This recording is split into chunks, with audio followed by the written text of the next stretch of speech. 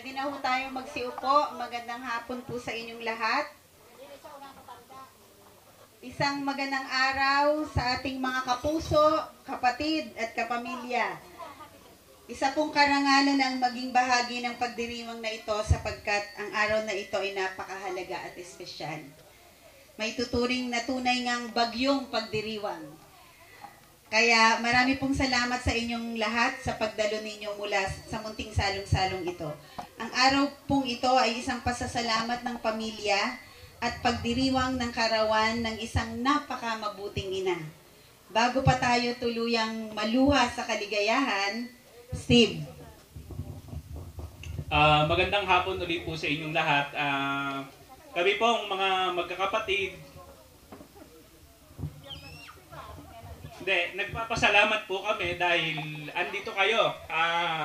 Nagbigay po kayo ng panahon nyo para makibahagi at makisaya sa amin na ipagdiwang ang birthday ng inay. Actually, ang birthday po ng inay ay sa 12 pa. At kaming magkakapatid, nagkasundo na kami. Pwede na uling mag-boyfriend ng inay. Lagi ko pong biro yan sa inay tuwing pumupunta yan sa palengke kasi ang pastime ng inay, punta sa palengke. Nagdududa na tuloy ako, baka may boyfriend sa palengke. Araw-araw yan, kahit walang binibili, pero punta ng punta sa palengke. Pero bago tuluyan tayong magbiruan, siguro simulan natin yung programa natin sa isang invocation. Inaanyayahan po namin ang lahat na tumayo at damahin po natin ang presensya ng Panginoon sa hapong ito. Aming Ama, marami pong salamat sa araw na ito. Isang espesyal na okasyon na biniyayaan nyo ng magandang panahon. Ama, hayaan nyo na ang inyong Espiritu Santo ang gumabay sa bawat isa upang maging kaaya-aya ang selebrasyong ito. Hinihiling namin sa inyo na lalo nyong bigyan ng talino at lakas ng pangangatawan ang minamahal ng lahat na si Nanay Yoli. Alam po namin kung wala kayo, Panginoon, sa kanyang buhay, ang tagumpay at kapayapaan ay hindi niya makakamtan. Panginoon, itinataas din po namin sa inyo ang lahat ng narito at magiging bahagi ng espesyal na araw na ito. Pagpalain niyo po sila sa kanilang iginugol na panahon sa pagdalo sa salong-salong ito upang parangalan si Nanay Yoli. Muli, ibinabalik namin ang lahat ng kapurihan at pagmamahal sa inyo, Panginoon, sa matamis na pangalan ni Jesus. Ang lahat ay magsabi ng Amen. Ate Des, maraming salamat pala sa isang panalangin. So magandang simula ng isang programa para humingi tayo ng gabay sa Panginoon para naman maging tingin natin yung sa panahon, medyo makulimlim, hindi natin mawari, minsan uulan, minsan bigla na namang iinit. So, pwede na po tayo siguro maupo. Maraming salamat po. Unang-una nga, nagpapasalamat kami dahil nandito, nagbigay ng panahon, unang-una yung mga kaklase ng inay ng high school sa kanong elementary. Pwede po ba naming makita kung sino yung mga kaklase ng inay nung elementary po at saka nung high school? Pwede po ba silang magsitayo?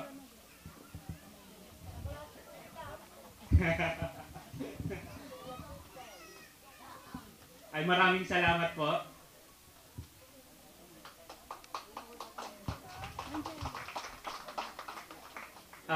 Yung mga kapitbahay po namin, saka mga kamag-anak. Ayan.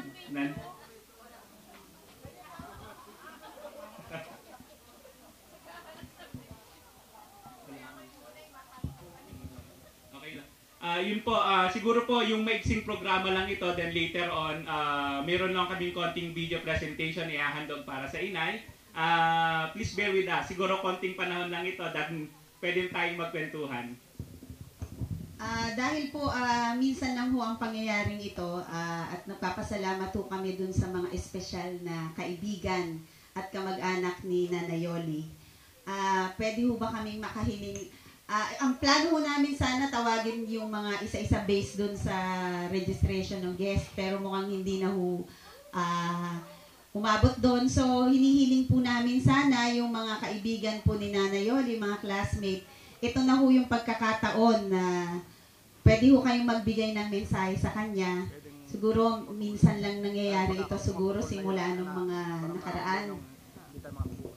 Siguro ihilangin ko kasi yung unang kakilala ko dito, ang Lola Honor. Siya ang kilala ko na medyo malapit sa inay. Kaya siya ang una kong tatawagin para magbigay ng isang maikling mensahe para sa inay.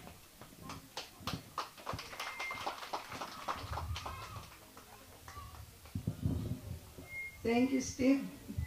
Ako ay nagre-represent ng class 55, 56 at 52, 51, 52. Pero magbibigay din ng message yung class 51, 52. Kami naman yan ay simula grade 6 ay magkasama na hanggang high school. Kami rin lang magkaibigan. At kami rin noon lagi nang naglalaro pag tanghali. Hindi kami nag-aaral. Kami naglalaro ng taguan hanggang ako nahulog pa sa kanilang bintana papunta doon sa pagtago. At nung high school naman, kami ni Yoli ay laging magkasama. Naku po, kami po ang pinakabata. Ang amin po uniform ay puro dinitinta ng ballpen. Dahil kami dalawa, wala sa amin yung mga boyfriend, wala yung mga manliligaw. Wala man nanliligaw nga hanggang ngayon. Sa akin lang. Kaya naman lungkot na lungkot, bakit ito pareho kami walang nanliligaw nung high school? At bigit pagkatapos sa high school, bigla na lang akong na may salon sa kanya at siya ikinasal. Ako ang stage 2 niya. Ano ang kanya pong ano tawag dito? Sibe. Ay, nasa itaas pa. Oh. Aywan ko kung meron dito sa ating mga klaseng naroon din nung ikasal siya. At ang masasabi ko po kay Yoli, na siya makilala ko ay grade 6 na kami dahil siya ay galing doon, ako may galing sa Silangan, siya ay galing din. Doon ho kami nagtabu sa Siko. At kami ay naging magkaibigan ng buong pamilya na tinitrace ng tatay, yung daw mamay Guten, ay kamag-anak pa na, malayo na. So, kamag-anak nga ho. At si Oli napakabait. Lagi po kami magkasama niyan. Hindi lang ho ako nangungopya, siya ako nangungopya sa akin. At talagang wala akong masabi hanggang sa makatapos kami ng high school. Hanggang ngayon, lagi akong pumupunta pa rin sa kanila. At talagang love na love namin siya. Ng buong kaklase. Loli, happy birthday sa 12, ano? At sana'y humaba pa yung buhay, mga 100 pa ulit taon. At tayo magkita-kita ulit dito. The same place. Thank you. And happy birthday. Mahal ka. Maraming salamat po, Lola Honor. Nangingilid na yata ang luha ng inay. Actually, ngayon ko lang nakitang... Pati po yata si Steve hindi niya na kayang ano. Iniimbitahan ho namin, baka po meron pang... Sabi ko kasi kay Steve, papel niya to kasi... yung president daw po nung grade 6, nung class ni Nanay Yoli, sino po ba? Inaanyanahan po natin dito sa unahan para magsalita. Si Ma'am Ditan.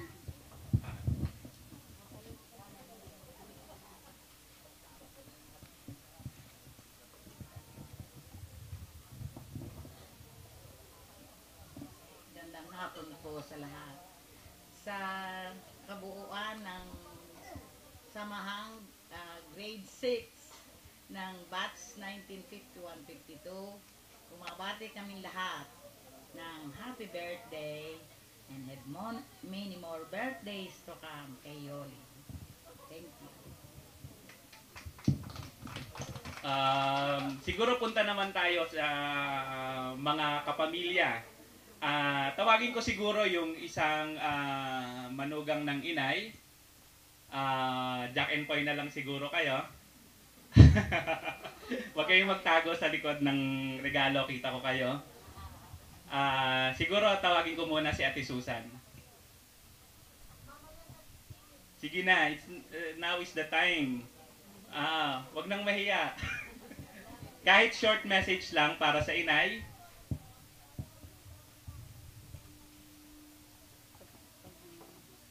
Huwag kang mag-alala, tatawagin ko rin si Ate Beth.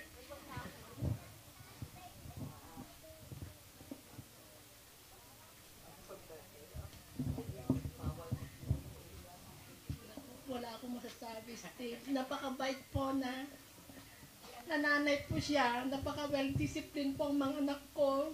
Yun lang po masasabi ko. Kahit po nasa abroad po ako. Inay, salamat po sa maraming. Wala bang birthday kiss? Binibreak ko lang yung ice para hindi tayo tuluyang bumaha dito. Siguro tawagin ko naman yung sa magkakapatid ng inay, tawagin ko yung panganay nila, ang Ninang Dinda. Ang Ate Dads pala ang panganay nila.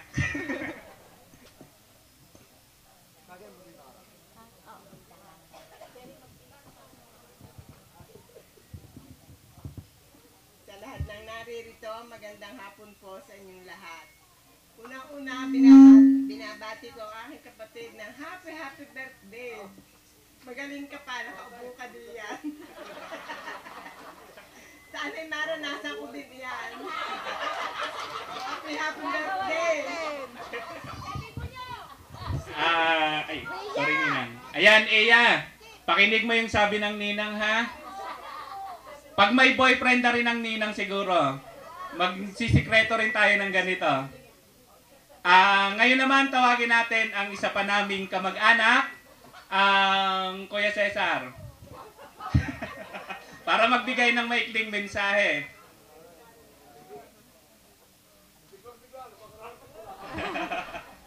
Tamang-tama po ang inyong dating. Late ka kasi.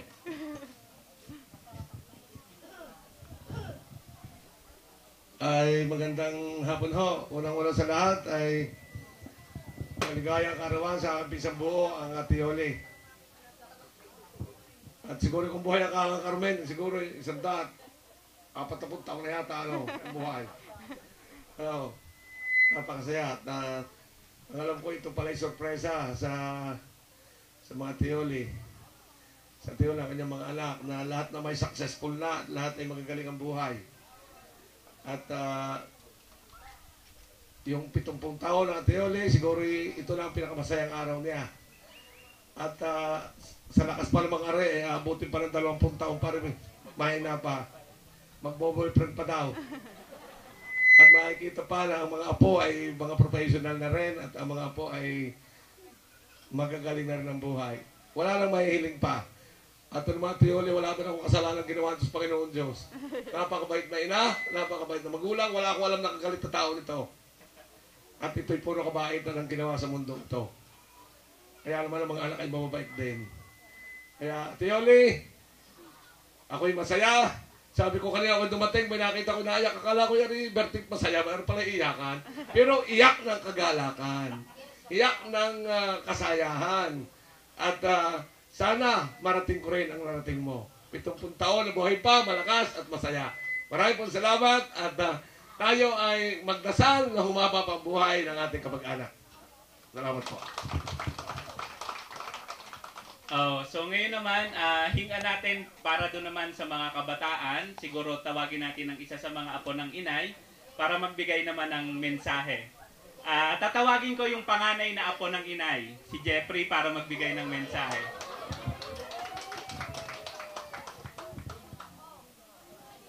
Siya po yung panganay na apo ng inay. May anak na po, ako'y wala pa.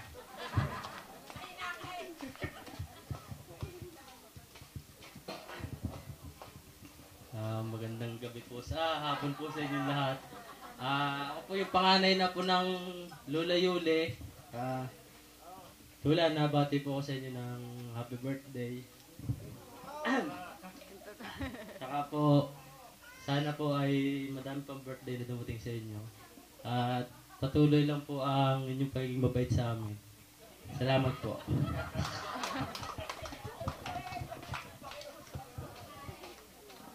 Mayroon pa bang gustong magbigay ng mensahe dyan sa inyo na hindi ko natawag? Pasensya na po. Baka meron lang gusto, umapila. Dadaling ko po kayo sa barangay.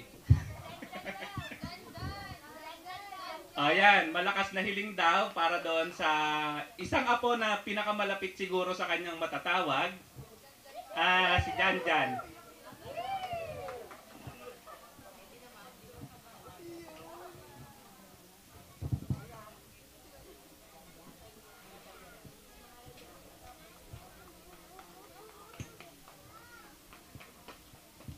Magandang hapon po sa inyo lahat.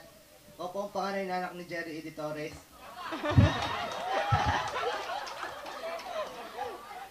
Ako po yung unang inalagaan pong apo sa...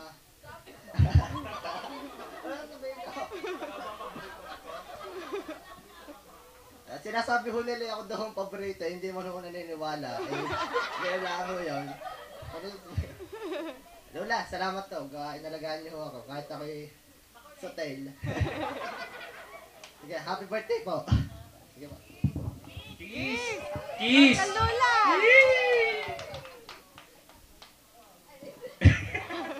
Bet hindi birthday kiss. Malay mo, pagkakataon mo na ngayon. Tawagin din natin siguro para kompleto ang kan, tawagin natin si Kevin para naman sa anak ni Noel.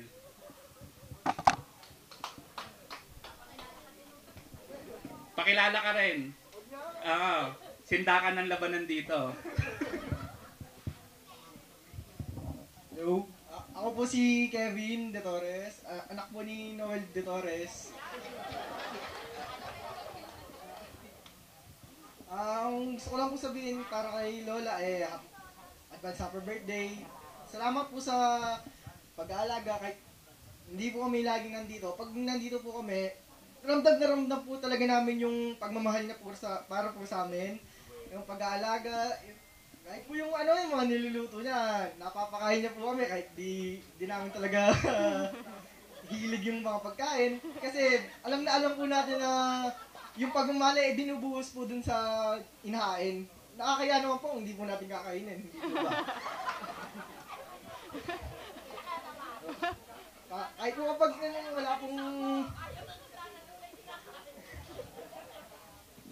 Ay buwabag po pag nandun po kami, pag natutulog, talaga pong, kumbaga po yung electric fan niya, bibigyan niya po sa amin kung wala po kami magamit, maunan, lahat po, basta kaya. Minsan nga din po nagbibigay po din po ng pera. Hindi po barat, hindi ko po kamukha, bato din po kasi ako Balang araw magkakastatwa po ako dyan sa tabi. Gusto mong ulitin na happy birthday, advance happy birthday, at yun lang po, thank you.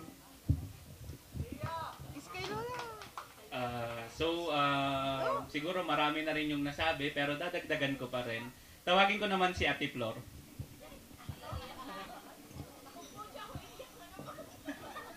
Dapat walang iyakan.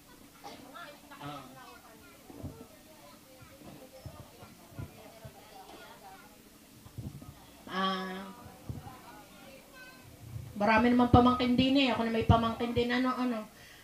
Kaka, happy birthday po. Kanina pagdating ko ay wala pa kayo. Nauna kami sa inyo. Sabi ko ako maghahanda ng dance number. Ako'y umiyak na ho ng umiyak sa totoo lang. Dahil ngayon ko ho naalala ko ang aking ina. Dahil sabi ko'y natutuwa at umabot kayo sa 70 taon at natutuwa ako at kayo nabigyan na inyong mga anak ng ganitong kaarawan. Ang aking iniiyak, hindi ko nabigyan ng aking ina. Siya'y namatay na hindi ko nabigyan ng ganitong pagdiriwang. Kaya, kaka, happy birthday.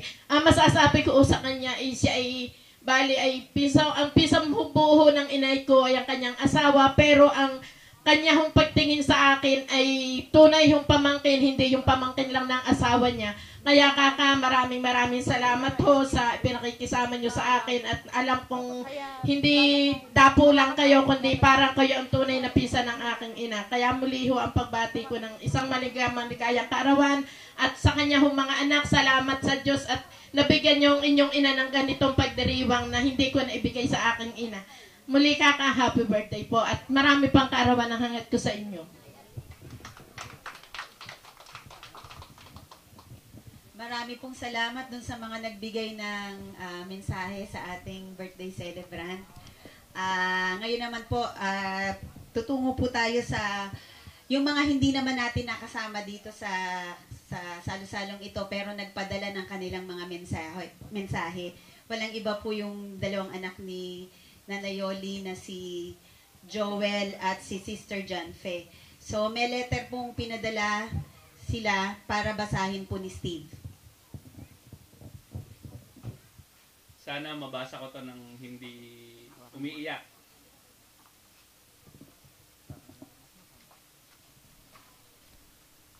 Paano ga ang umpisa? Yan ang sulat na simula na actually supposed to be mag-video sina Joel saka si Sister Janfe. So si Sister Janfe po, madre siya ngayon sa Iowa. Si Joel naman naka-base siya sa New Jersey. Gusto nilang makarating para maki-celebrate sa atin ngayon, kaya lang hindi pinayagan ng pagkakataon. Pero nagbigay sila ng pahatid sulat ika nga sa inay. At ito yung nilalaman ng kanilang sulat. Umpisahan na ho natin ng maligayang kaarawan, inay, mula sa aming lahat din sa US. Uuwi sana ho kami, pero hindi umabot sa last trip ng Supreme. Pumunta na ho kami sa istasyon ng BLTV ko, ay sarado na pala. Di rin naman ho pwedeng magbarko at may bagyong Nonoy pala sa dadaanan. Sa dami ho ng dahilan ay lalong hindi natuloy umuwi. Pasensya na ho at wala kami dyan na kasamang makikigulo. Pang-ubos din ang inyong handa. Okay na rin din kaming hindi nakarating. Okay na rin na di kami nakarating kung hindi ay mas marami naman kayong ipagsasaing. Anyway, salamat sa maraming taon na tiniis nyo ang 8 iba't ibang personalidad na napalaki at matagumpay nyong naitaguyod. Di man ho kami nakarating ngayon ay baka naman pwedeng kayo ang dumalaw din bago mapaso ang inyong visa. Ay siya, bago ho mapahaba ang aking drama ay salamat sa aking mga kapatid na nagpakaabala para alayan kayo ng kaunting salo-salo sa inyong kaarawan. Bagaman ho, baka naman ho pwedeng makahiling kahit ito ay kaarawan nyo. Una ho ay pakisabay nyo na ho ang pag-ihip ng inyong birthday candle, ang lahat ng may kaarawan ngayong buwan. Marami ho kaming nagbe-birthday ngayong buwan ng September. Si Jeffrey po, yung panganay niyang apo, si Kerwin, apo niya rin ho. Ako rin ho, birthday ko rin ngayong September. Ang Ate Mila ho, at saka si Noel. Pero ang mas mahalaga sa amin ay paghanda ang inay. Pangalawa, hindi ko alam kung papayag ang inay, baka naman pwedeng makahingi ng malumanay na sayaw kayo kapareha mula kay Jerry, Noel, Steve, Jeff, Kevin, at Janjan. Salamat ho at sana'y magkita-kita tayo sa susunod na 70th birthday nyo ulit. Maraming salamat, Steve. Yun po, Nanay Yoli, ang mensahe ng mga anak nyong gustong nandito, kaya lang po na ng bagyo Natakot po sa bagyo. Actually, isang oportunidad na gustong-gusto nilang makarating but hindi inalaw ng pagkakataon. So, ang susunod po nating mensahe, bayaan niyo po akong basahin ko kasi isang parte ng programa na napaka madamdamin sapagkat ito'y isang bagay na ginawa ng isinulat ng inyong mga anak para sa inyo. Ang bahagi ng programang ito ang ating pinakahihintay, ang magkaroon ng pagkakataong balikan at makilalang muli ang dahilan ng ating selebrasyon at pagsasama-sama ngayong hapon. Atin pong igawad ang oportunidad na iyan sa anak ni Nanay Yoli na si Noel at si Lota upang basahin ang sulat kay inay galing sa inyong mga anak. Nasaan po si Lota at si Noel? Huwag na kayong mag-jack and poy diyan kung sino yung unang magbabasa. Ito na po yung mensahe ng mga anak para sa inay. Tapos yung mga apo mamaya dito, maganda na kayo. Alam ko meron din kayong inihanda para sa inyong lola.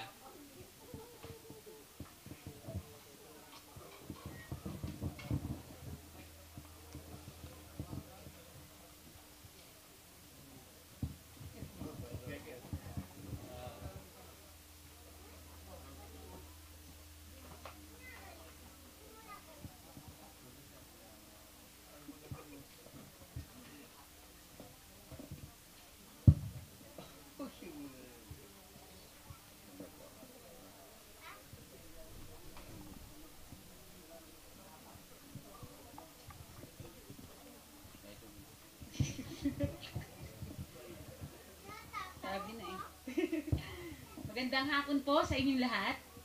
Ako po si Lota.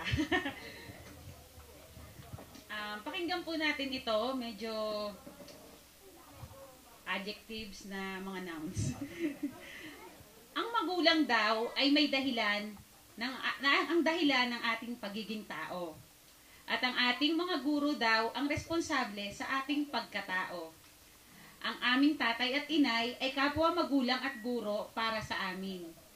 Masasabi naming mapalad kaming at ang aming magulang ay patuloy na gumagabay sa amin kahit ngayon na kami ay may sarili ng mga buhay. Sa araw na ito, nais naming ipahayag ang aming taus-pusong pasasalamat sa Diyos para sa aming mga magulang, lalong-lalo na sa inay. Kung inyo pong mamarapatin, ipakikilala namin ulit ang inay sa inyo sa pamamagitan ng 5 bagay na karaniwang nakikita sa ating bahay, parte ng ating buhay at may malalim na kahulugan at nagsisimbolo ng mga bagay sa ating buhay. Una po, sa maraming barya. Ang inay mahilig magbilang at magkolekta ng barya, lalo po nung nagtitinda pa siya ng ice candy. Ito ang kanyang stress reliever. Katulad ng maraming barya, maraming mumunting biyaya sa aming buhay na kinagigiliwan naming bilangin. Mas makakatulog ka daw ng mahimbing sa gabi kung bibilangin mo ang iyong mga biyaya sa halip na mga problema at mga kasawian sa buhay. Ang maraming mumunting biyaya ng Diyos ay nagbibigay kasiyahan sa Kanya na ang mga ito ay makita, maangkin, itago, at bilangin. Ang inay ang nagbigay sa amin ng maraming barya, mga pangaral, pagtutuwid sa mali, mga palo, at kurit, lalo na po sa singit, na siyang naging mumunting kayamanan namin, na naging puhunan naming mga anak niya upang makipagsapalaran at magtagumpay sa buhay.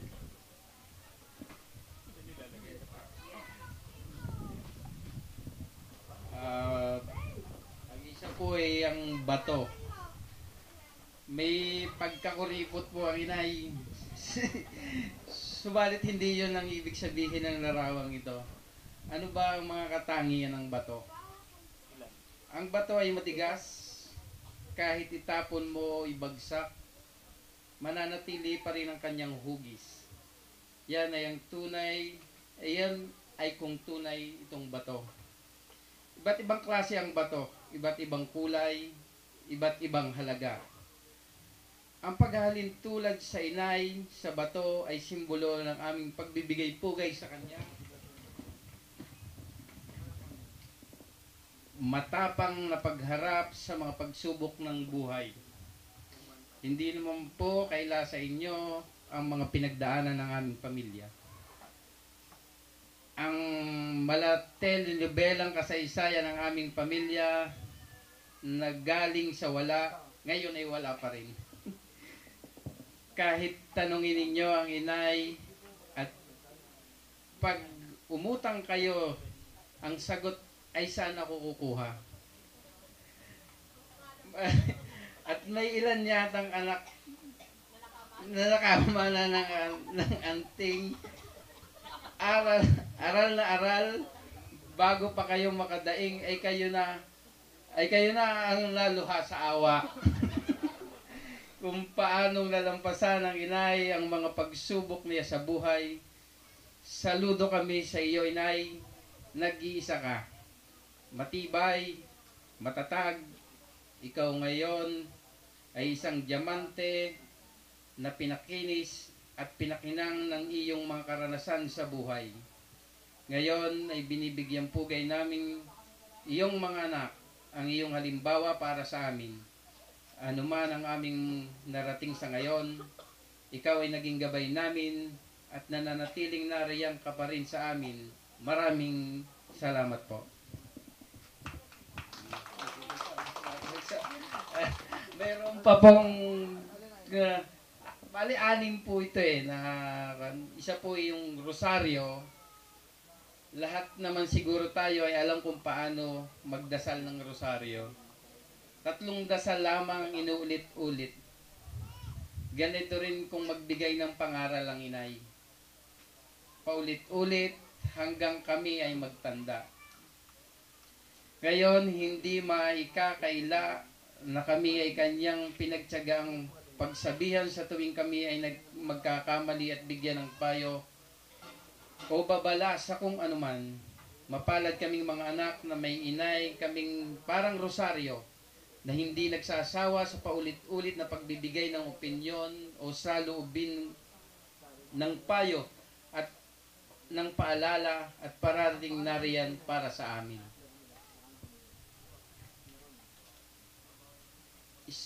Siya po ay may tulad din sa palayok, hindi po gourmet chef ang inay, pero parating siyang may sinaing na isda. Ang tawag nga ng tatay ay walang kamatayang dulis. Yung po parating sinaing sa amin, galunggong, tulingan. Sa abot ng kaniyang makakaya, pinipilit po ng aming mga magulang na hindi kami makaranas ng matinding gutom. Parating gumagawa ng paraan ng inay. Hindi ko matandaan na wala kaming kanin sa oras ng pagkain. Nung kami ay medyo nakakaluwag na, kumakain pa lamang kami ng tanghalian ay nagluluto na ang inay ng merienda. Malaking bahagi ng aming buhay ang kusina. Dito ang aming bonding at dito rin ang confrontation room. Ang aming kusina, ang pinaka malaking parte ng aming bahay habang kami ay lumalaki. Nagsilbi rin itong guest bedroom, nursery, family room, multipurpose hall, conference room, at marami pang iba.